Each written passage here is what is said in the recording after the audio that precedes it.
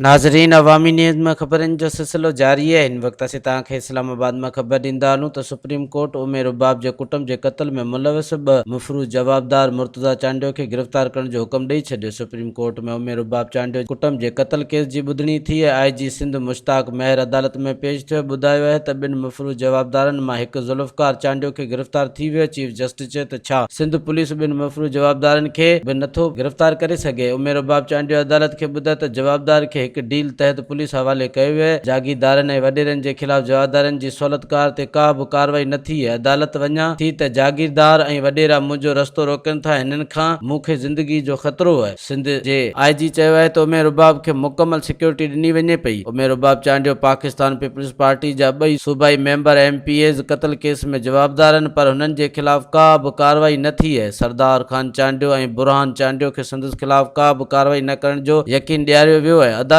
ॿई घुर्बल जवाबदार मुर्तज़ा चांडियो खे गिरफ्तार करण जो हुक्म ॾींदे कार्रवाई 1 महीने ताईं मुलतवी करे छॾी है। मज़ीद खबरों और तफसीलात के लिए विजिट करें हमारी वेबसाइट www.awamiNewsHD.com।